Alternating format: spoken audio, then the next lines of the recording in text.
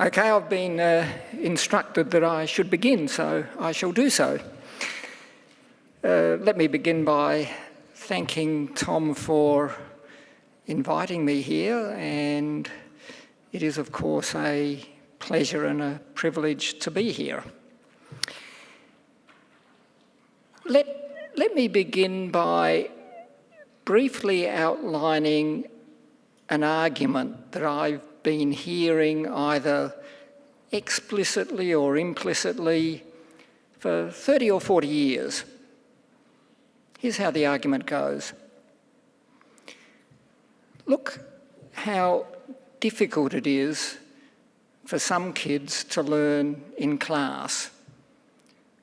Look how easy it is for them to learn information which can be far more complex outside of class. We're doing it all wrong. We ought to be teaching people in class the way they learn outside of class. It's a simple argument. It's an easy to understand argument. In many ways, it's a plausible argument. It's dominated education for decades. It's entirely erroneous. During the last few decades, we've learnt more and more about human cognitive architecture, how we learn, how we think, how we solve problems. And that information explains to us why the argument I've just outlined is invalid. So let's begin by talking about human cognitive architecture. And we'll begin by discussing categories of knowledge, categories of information. Now, there are an infinite number of ways in which we can categorise information. Most of those ways have no real relevance to education or to instruction because the categorisation doesn't seem to have any effect on the way in which we instruct children, or adults for that matter. There is one categorisation scheme which is extremely important. That was introduced by David Geary. There are two categories, basic categories of information that he established. First one was biologically primary, second one is biologically secondary. Now, what's the difference between them? Biologically primary information is information we have evolved to acquire over countless generations. It can be very complicated, but we find it relatively easy.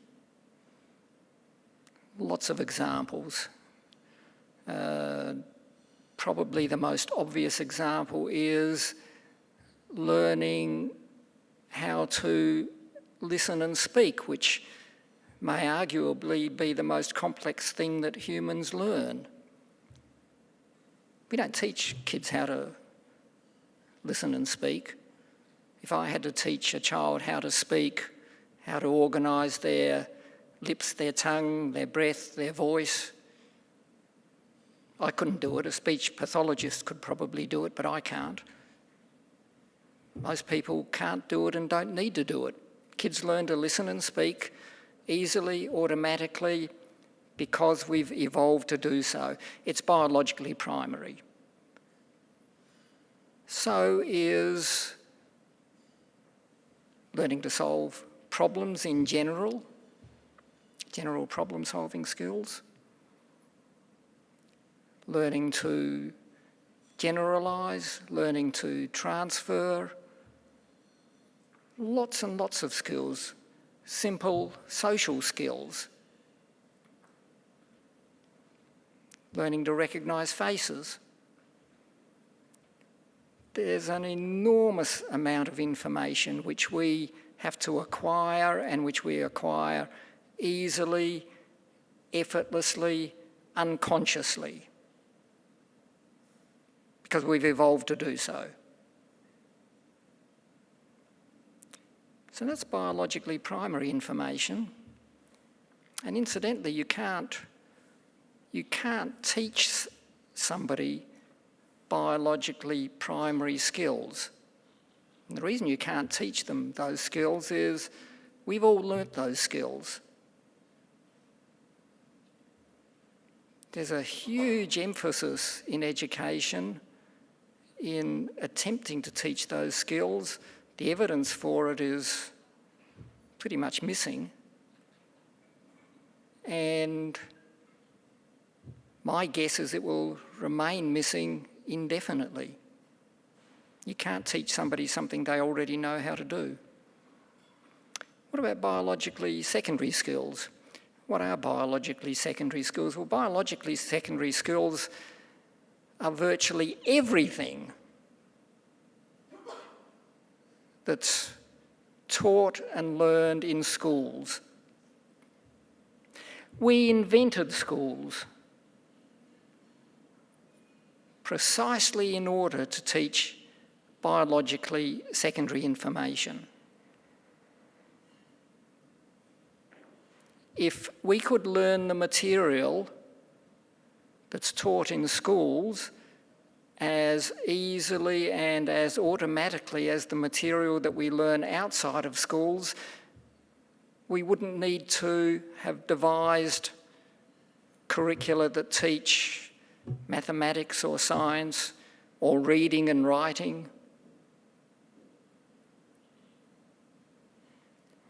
We've known how to read and write for 5,000 years, but until about 100, 150 years ago, the vast majority of people were not able to read and write. They didn't pick it up easily or automatically in the same way as they pick up listening and speaking. Until we had mass education, most people could not read and write. We all know that. It was education, mass education, that allows most of the people in a population to learn to read and write. And they don't learn to read and write in the same way as they learn to listen and speak. It's different. And it's different because learning to read and write is biologically secondary. So is mathematics, so is learning literature, learning history, learning science. These are topics which, without schools, would not be learned. And the fact that other more complex things are learnt more easily isn't because the techniques that are used outside of school are better than the techniques that are used inside school. It's because they belong to a different category.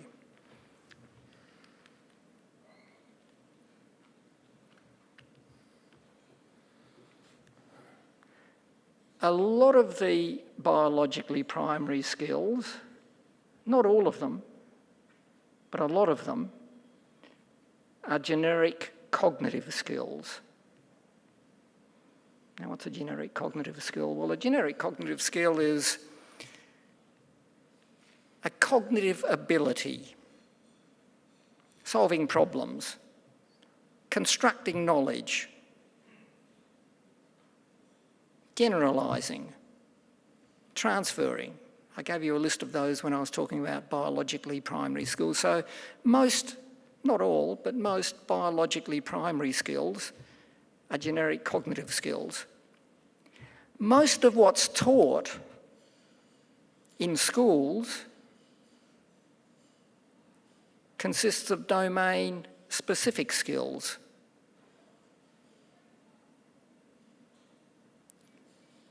Kids who are learning mathematics need to be able to solve problems in general. That's biologically primary. Kids who are learning junior high school algebra have to learn that when faced with an equation such as a plus b all over c equals d solved for a, you multiply both sides by c as your first move.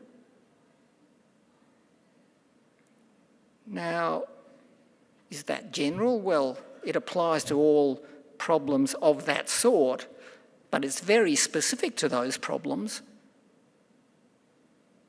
If you haven't learnt that, you're not going to be able to do any algebra, or very little algebra.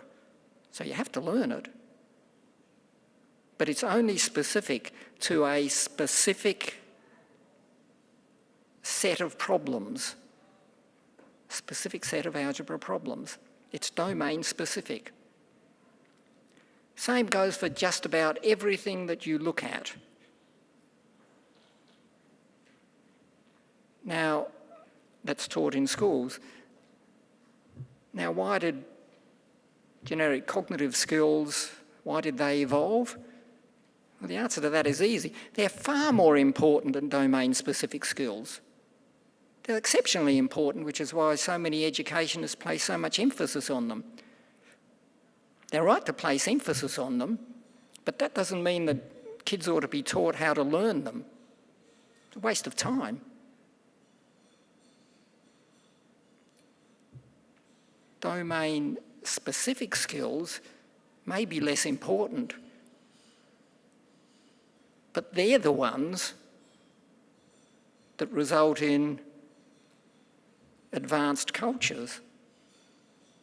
They're the ones that need to be learned because they're not picked up automatically, they're not picked up easily, they're not picked up unconsciously.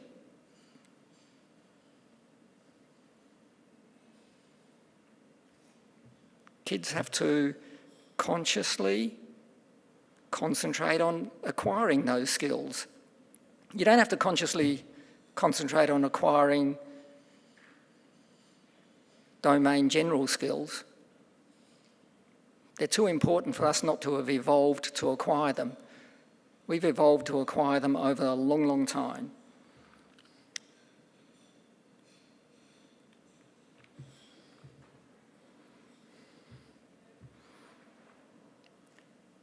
You don't need to explicitly, and it follows from what I've been saying, you don't need to explicitly instruct people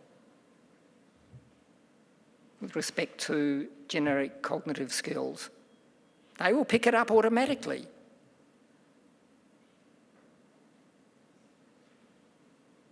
You do need to instruct people explicitly in domain-specific skills because some kids may pick them up automatically, some kids may pick them up easily, most won't, certainly many won't. If you don't teach domain-specific skills, explicitly have kids consciously consider them,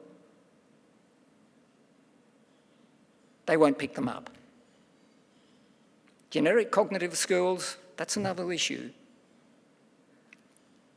And that's why that argument I outlined at the beginning had so much traction. Because it's so easy to pick up generic cognitive skills, we have to pick them up in order to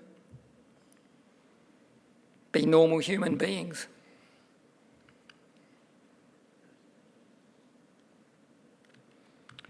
So that summarises human cognitive architecture up to this point.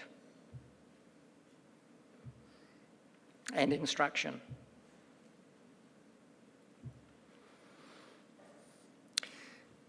Let's go further into human cognitive architecture.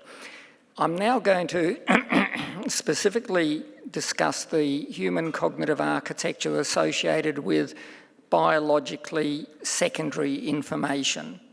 It's different to the architecture associated with biologically primary information.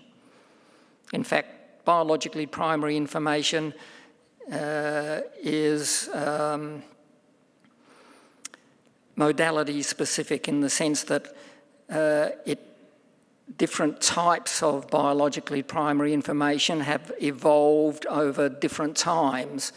For example, we would have learnt to listen and speak at a different epoch to when we learned to recognise faces. So there's a different cognitive architecture associated with every biologically primary skill. There's a single cognitive architecture associated with biologically secondary domain-specific skills. We learn all of them in more or less the same way. And a lot of what psychologists talk about with respect to human cognition actually applies to biologically secondary skills, not biologically primary, to domain-specific knowledge.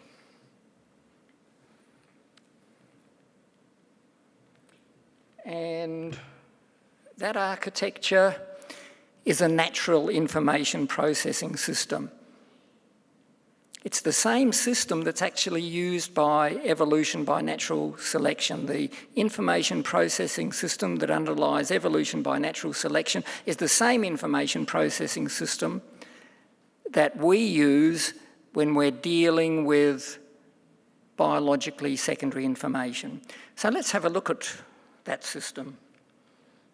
Some of these, it consists of a series of principles. I use 5 principles. Some of them you'll be fairly familiar with, although the terminology's changed. I use that more general terminology to encompass the fact that it's a natural information processing system, but I'll only apply it to human cognition. I won't apply it in this talk to evolution by natural selection. The first principle is the information store principle. Natural information processing systems can only function if they include a huge store of information, truly massive store of information. And in the human cognitive system, that massive store of information is long-term memory. We tend not to be aware of how large our long-term memory is. It's indescribably large. Nobody's measured it.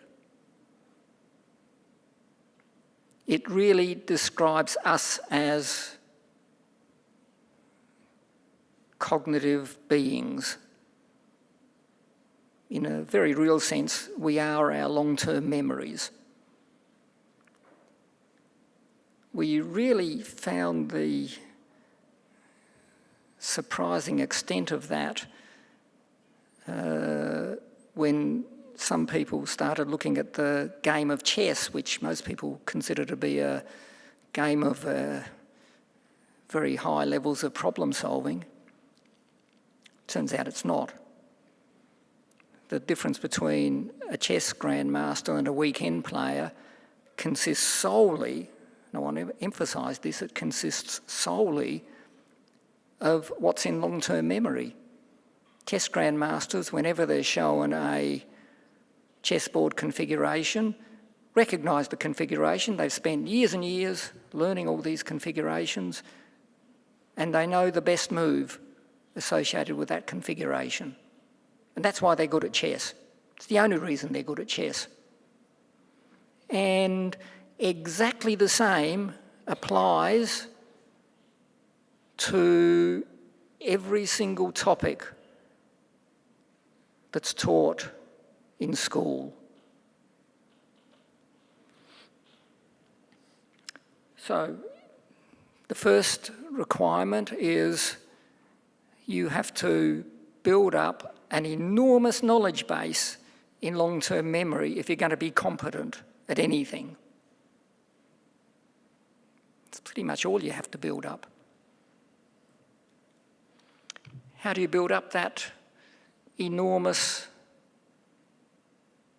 body of knowledge? By obtaining it from other people in most cases, using the borrowing and reorganizing principle. We imitate what other people do, we listen to what they say, we read what they write. And using those three procedures, we build up that massive long-term memory.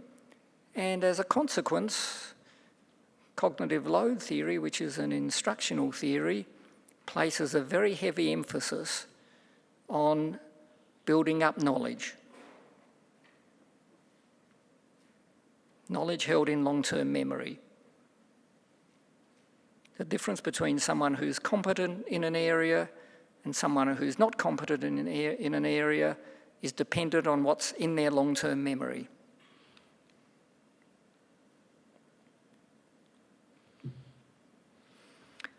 Sometimes information isn't available from other people. Either there are no other people around from whom we can obtain information, or else the information hasn't been discovered yet. We generate novel information during problem solving using a generate and test procedure. Generate novel information, test it for effectiveness. If it's effective, we keep it. If it's ineffective, we get rid of it. It's a difficult and slow and not very effective way of obtaining information, but it's the only procedure we have. Random, generate and test when we can't get information from other people. And when one looks at some of the instructional recommendations, which ask people to engage in inquiry learning in maths or science, or history or literature, or asks people to engage in whole language learning rather than phonics instruction when learning to read and write. We're asking people to use the randomness as genesis principle. And does it work? Yeah, it works. Terribly slow, terribly ineffective, and large numbers of kids end up learning nothing very much at all. It's important for researchers because one conducts research because there's nobody to tell you how to do something. Not important for kids in school. The randomness as genesis principle is biologically primary. You don't need to teach kids how to do this. Might add that all of these principles are biologically primary. I should have pointed that out earlier. We don't need to teach kids how to get information into long-term memory. They do it automatically. It's a complicated process. It's not a process we know everything about. But it's biologically primary. Kids will get information into long-term memory by themselves. We don't need to teach kids, or indeed anybody, to get information from other people. We do it all the time. We do it naturally. Humans are intensely social animals. There are very few species that teach their young. Humans are one such species. And we instruct people automatically. We accept instruction from people automatically. We've evolved to do so. It's critical to human activity.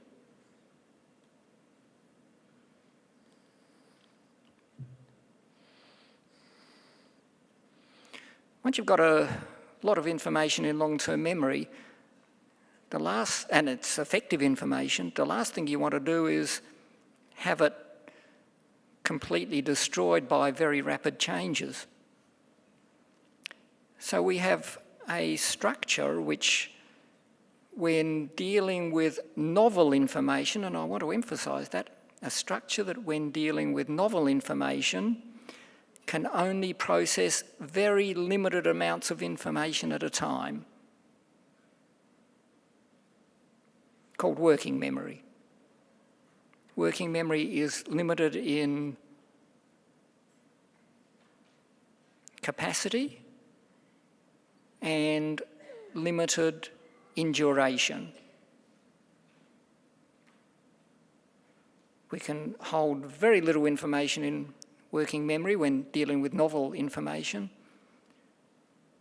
and we can hold maybe about 3 or 4 items of information and process 3 or 4 items of information, nothing more.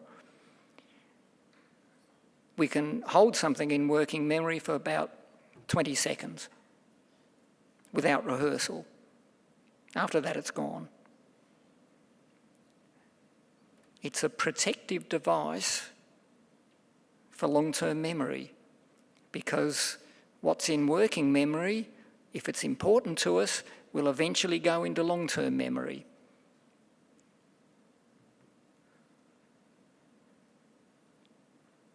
These characteristics of working memory only apply to novel information. And what sort of information do kids in school get? Novel information. That's why they're there. Almost everything that kids are told is novel. We need to keep in mind that because it's novel, it has those particular characteristics, very limited in capacity and duration.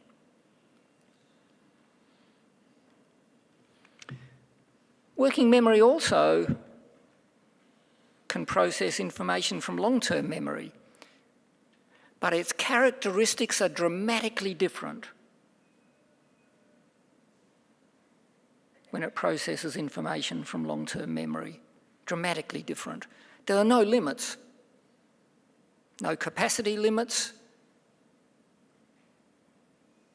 no duration limits that we know of.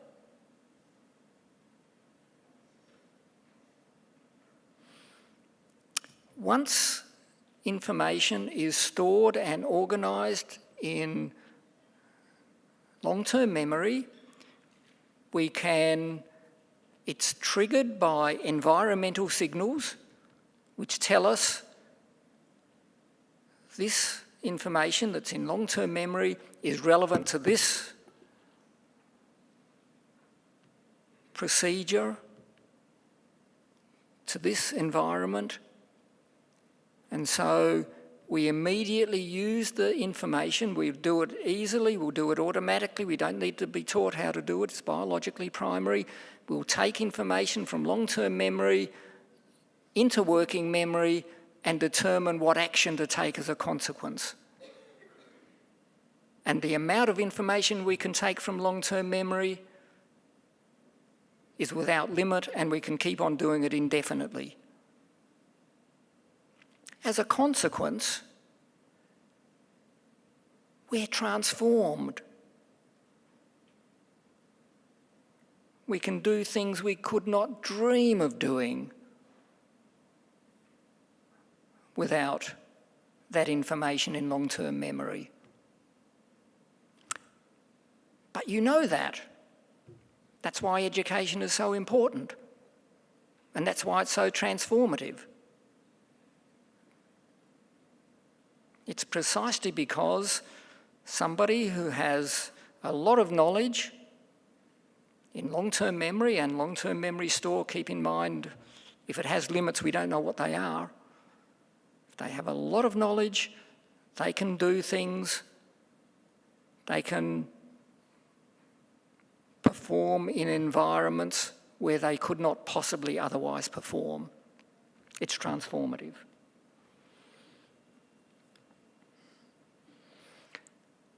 So that's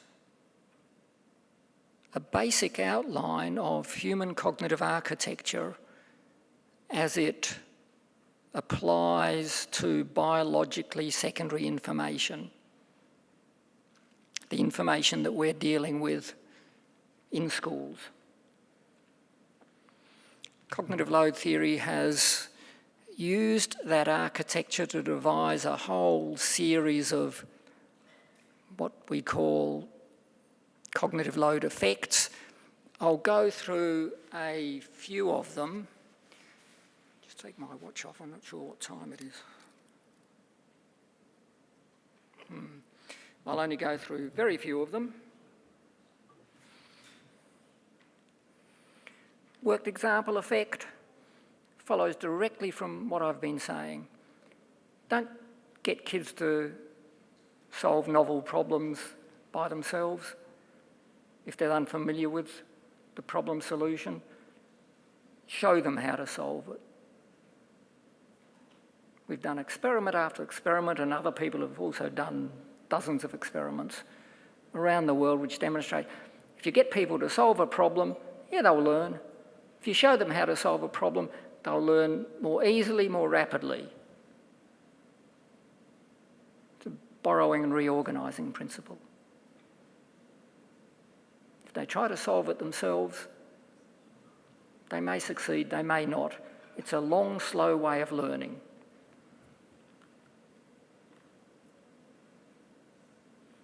I'll leave that out. And that one, split attention effect. Let's talk about that one briefly.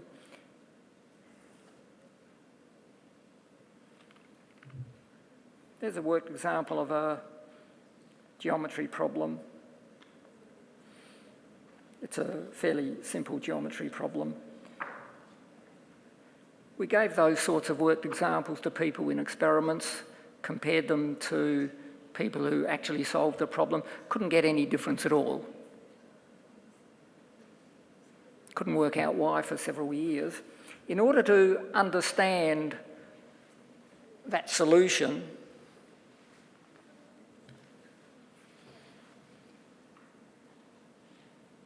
you have to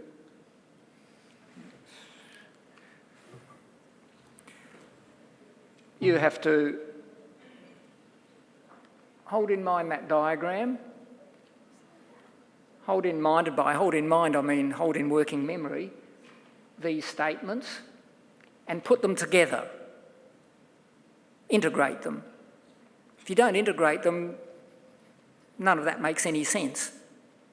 It only makes sense once you've integrated the diagram and the statements. And the process of having to integrate those two requires working memory resources, and this is novel information for the students who are learning this. Working memory resources are limited. Students may have difficulty studying that worked example. On the other hand, if you physically integrate the information,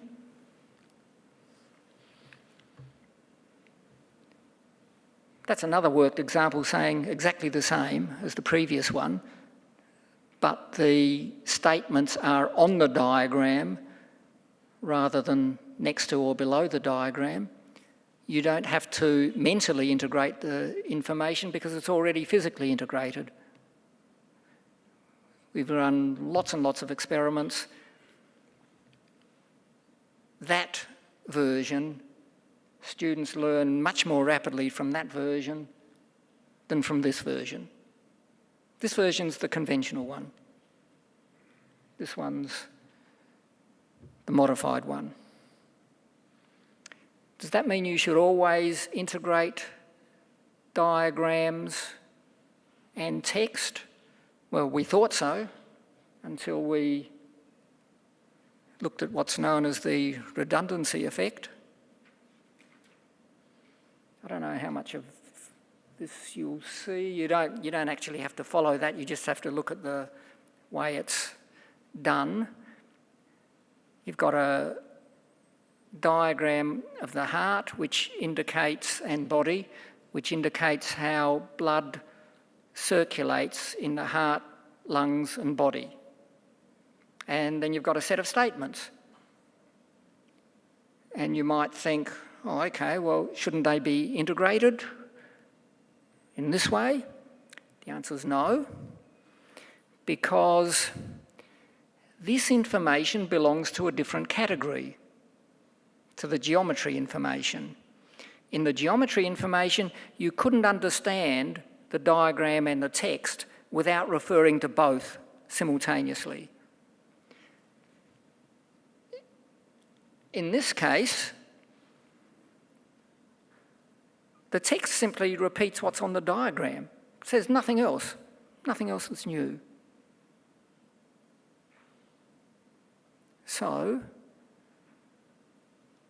you don't need the text. It's redundant. It's unnecessary. You often hear people say, look, I like to give the same information in several different forms because some students prefer one form over to another form. Don't do it.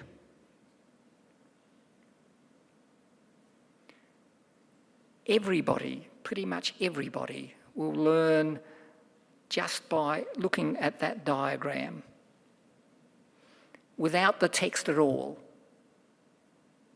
Lots of data supporting that. If you can understand a diagram without text, don't include text. Don't present a PowerPoint presentation, don't give a PowerPoint presentation where you put a whole lot of text up there and then read that text. If you've got to put something up,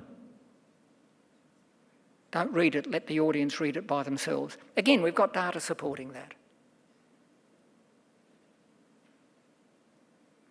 Generally speaking, the less you put on a PowerPoint, the better. The ease of setting up overheads like this hasn't been entirely beneficial to education. So redundancy is actually important. It sounds like it doesn't really matter. It really does. There, as I say, experiments in a huge variety. We've probably got more experiments on the redundancy effect than just about anything else. If you give people material that they don't need, it has negative effects. And incidentally, why does it have negative effects? Because they've got to process two lots of materials, put them together, and they don't need to.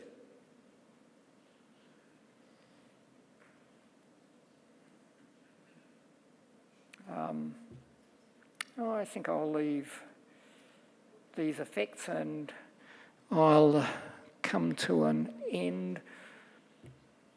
The last two references are relatively brief papers which summarise what I've said today. The first one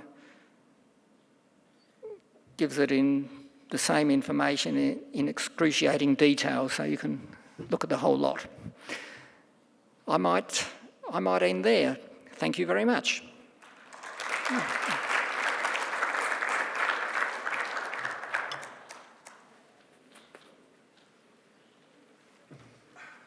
you very much. Thank you. Fantastic. I'd just like to give a huge thanks to John Sweller for finishing there. I think a lot of us were hanging on particularly for that as well. So that was very, very enlightening for us all. In fact, there was lots of comments coming in on Twitter from the UK and from Sweden and Canada from people following that. So thank you to everyone who was helping us hashtag that as well, because I think it was actually a very useful and productive way of sharing the experience of people in this room and using that to propagate it beyond this immediate physical confine. I think that's an excellent way. Incidentally, I do recommend as many educators as possible to get onto Twitter and don't do it like I do it and kind of live there, but just pop in and pop out and use it as a tool to communicate and connect with people. I'd like to give a huge thanks to the ACE for hosting today, for inviting myself and researchED to occupy this space and to join you and to have that honour for today. It was a huge privilege in such a beautiful context. I'd like to give a huge thank you to the speakers, all of whom gave their time for nothing in order to contribute to this debate and to our own kind of communal professional experience. I'd also like to thank you for coming, attending and staying to the very bitter end of the day on what is a long and sometimes very challenging day in terms of staying focused and staying alert when you're getting so many ideas.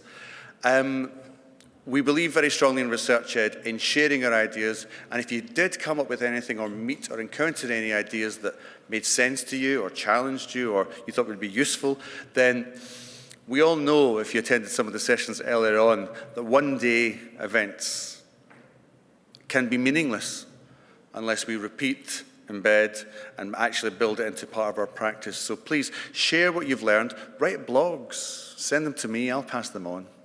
I'm like that. If there's any of the sessions if any of the speakers have got session notes and so on, which they're happy to contribute, I will then pass them on back to you. So please don't worry if you missed a session. And I think most of the sessions have been filmed, so we will be putting that online very, very shortly. And you can relive this glorious day all over again. In fact, you can just do the whole thing again if you want, if you missed it that much. I'd just like to say a very quick announcement that if anybody wants to join us for a quick bite to eat after this event, you can continue this discussion with ACE and researchED at a place called, I'm going to try and get this right, Tazio Cucina, thank you very much. I thought it was Polish for a second there, Kuchnia.